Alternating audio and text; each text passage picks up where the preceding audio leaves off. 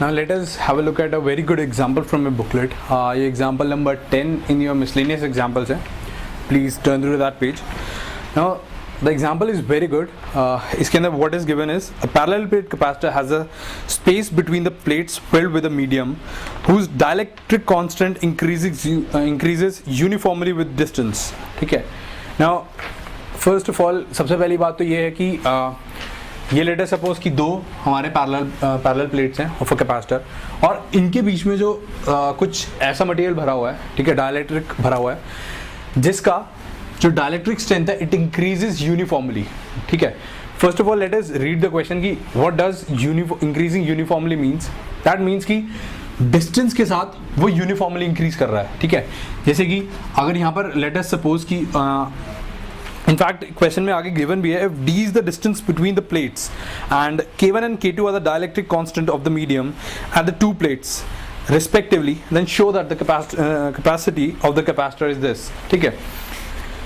अब इसके अंदर अगर हम देखते हैं what does uniformly increasing means, यहाँ पे गिवन है कि एक प्लेट के पास k1 है, ठीक है, दूसरे के पास आते आते वो k2 हो जाता है. ठीक है.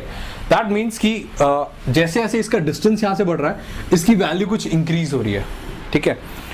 उससे हम क्या इंटरप्रेट कर सकते हैं, what we can interpret is that dk by dx is equals to constant. ठीक है. बिकॉज जितना ये बढ़ रहा है, लेट अस सपोज कि k में कुछ डेल k का इंक्रीज आया और थोड़ा इंक्रीज की वजह से थोड़ा इंक्रीज इसमें आया. ठीक है. तो ये जो इंक्रीज है ये हमेशा कांस्टेंट रहेगा. ठीक है. अगर हम उतना ही डिस्टेंस नीचे की तरफ आते हैं तो k के अंदर भी उतना ही इंक्रीज होगा. ठीक है. तो लेट अस से कि ये कांस्टेंट की वैल्यू हम पुट करते हैं b. ऑलराइट. अब इससे क्या होगा कि इसको हम इंटीग्रेट करते हैं, integrating from k1 to, let us suppose कि इसको इनडेफिनेटली इंटीग्रेट करते हैं. इनडेफिनेट इंटीग्रेशन आपने पढ़ी होगी. And it is b into d x. तो ये क्या होती है, k is equals to b x plus some constant, let us suppose कि a. ठीक है. ये आपको पता है ना, इंटीग्रेशन प्लस कांस्टेंट आ जाती है जब इंडेफिनेट इंटीग्रेशन करते हैं. नाउ इसकी वैल्यूज देखते हैं. अब हमको पता है कि at x is equals to 0, जब वहां पर डिस्टेंस 0 है तब k की वैल्यू k1 है. ठीक है. जैसे मैंने यहाँ पे करा हुआ है, at x is equals to 0 k is equals to k1. और अगर आप यहाँ पे x is equals to put करेंगे, 0 पुट करेंगे, so k1 will be equals to a and at x is equals to d, जो पूरे डिस्टेंस है, k is equals to k2, that means is equals to a plus b into d. इससे आपकी एक तो a की value आ गई और एक b की वैल्यू आ गई. b की वैल्यू क्या आई, k2 minus k1 upon d. ठीक है. अब हम सोचते हैं कि इसको कैसे करेंगे. हमको इसके अंदर कैपेसिटेंस निकालनी है सबसे पहली बात. ठीक है. अब कैपेसिटेंस इस तरीके से कैसे निकालेंगे, जबकि हमको गिवन है कि k जो है it is given by let us suppose a की वैल्यू जो थी वो k1 थी प्लस b इंटू एक्स. इस तरीके से इंक्रीज कर रहा है. अब ऐसे कैसे निकाल सकते हैं, तो अगर हम क्या देखेंगे कि अगर हम किसी x डिस्टेंस पे एक dx थिकनेस का बोलें, यानी हम क्या कर सकते हैं, क्योंकि जो इसकी डाइलेक्ट्रिक स्ट्रेंथ है, ठीक है, डाइलेक्ट्रिक कांस्टेंट जो है इसकी वैल्यू इंक्रीज कर रही है. दैट मींस कि हम मान सकते हैं छोटी छोटी थिकनेस के बहुत सारे कैपेसिटर्स लाइन में लगे हुए हैं जिनकी थिकनेस धीरे धीरे इंक्रीज कर रही है एंड दे आर डिफरेंट. ठीक है. तो मानते हैं बिल्कुल एक छोटा सा वो देखते हैं dx थिकनेस का. ठीक है. अब जो कि एक x डिस्टेंस पे है. ठीक है. अब इसकी अगर हम देखें तो अब हमको टोटल इसकी क्या निकालनी है, इसकी हमको टोटल वोल्टेज कैपेसिटेंस निकालनी है. अब इसको हम करेंगे कैसे, कैपेसिटेंस जो होती है, capacitance is given by Q by V. ठीक है. और Q जो है इस केस में कांस्टेंट है. ऑलराइट. तो हम क्या करते हैं कि वोल्टेज निकालते हैं. ठीक है. वोल्टेज कैसे निकालेंगे, अब अगर इलेक्ट्रिक फील्ड जो होती है, इलेक्ट्रिक फील्ड ये कांस्टेंट रहेगी which will be sigma upon epsilon not into k. ठीक है ना. अगर Q कांस्टेंट होता है तो उस केस के अंदर electric field is given by sigma upon epsilon naught upon k into k. और k की वैल्यू क्या है, k1 प्लस bx. ठीक है. ये इलेक्ट्रिक फील्ड हो गई. ठीक है. अब क्योंकि x है, so what we do is कि इसको यहाँ पे पुट करते हैं minus dv by dx voltage निकालने के लिए. This will be given by sigma upon epsilon not into k1 plus bx, और इसको इंटीग्रेट करेंगे हम, this will be minus of integration of dv from v1 to v2। v1 क्या हुई, ये मान लेते हैं यहाँ पे पोटेंशियल v1 है, यहाँ पे पोटेंशियल v2 है। माइंड यू हमने डायरेक्टली यहाँ पे पोटेंशियल का फॉर्मूला इसलिए नहीं लिखा बिकॉज पोटेंशियल जो है हर एक पॉइंट पे डिफरेंट है, बट इलेक्ट्रिक फील्ड जो रहती है वो कांस्टेंट रहती है, राइट। सो इसलिए हमने इलेक्ट्रिक फील्ड लिखी सीधा। हम किसी भी पॉइंट पे पोटेंशियल का फॉर्मूला नहीं निकाल सकते थे, पोटेंशियल वेरिएट करेगी बट इलेक्ट्रिक फील्ड कांस्टेंट रहेगी विद दिस डिस्टेंस x, ठीक है। तो इससे हमने निकाला, this will come out to be sigma upon epsilon not into k1 plus bx into dx, और इसको इंटीग्रेट करते हैं from 0 to d, alright. So that will come out to be v2 minus v1 is equals to minus of sigma upon epsilon not ln k1 plus bx, और इसकी integration from 0 to d, ठीक है ना। And alright,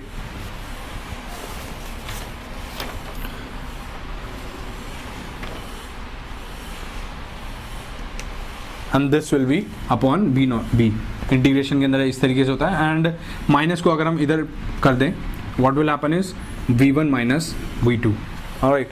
अब यहाँ पर आप values डालेंगे, so what we will get is v, यानी पोटेंशियल डिफरेंस निकालना था। c is equal to q by v के अंदर क्या होता है, v होता है इन दोनों के बीच का पोटेंशियल डिफरेंस, तो वो क्या आएगा sigma upon epsilon not b, और यहाँ पे d पुट करेंगे तो it will come out to be ln of k1 plus k2 minus k1 upon d into d minus ln of k1, ठीक है।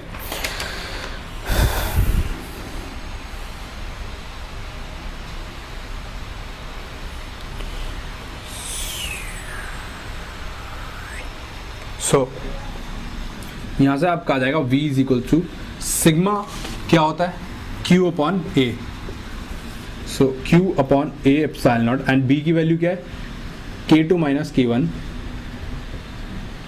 अपॉन d ln ऑफ, यहाँ पे क्या आ जाएगा, ये इससे कैंसिल हो गया, k1 से k1 गया, सो k2 bye k1,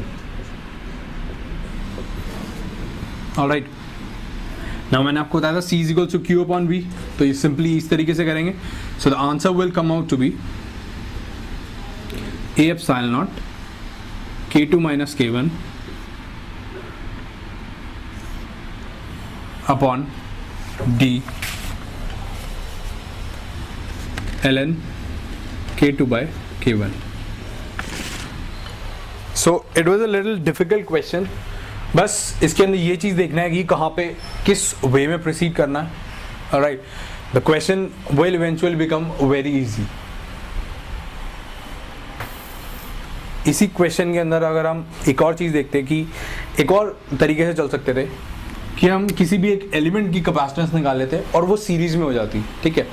but series के अंदर, क्योंकि आपको पता है सीरीज के अंदर यहाँ पर सीरीज हो जाती है, तो सीरीज का फॉर्मूला 1/c1 प्लस 1/c2 हो जाता है, तो ये कैलकुलेट करना थोड़ा डिफिकल्ट हो जाता है। इंटीग्रेशन के अंदर हम समेशन वाला यूज कर सकते हैं, ठीक है।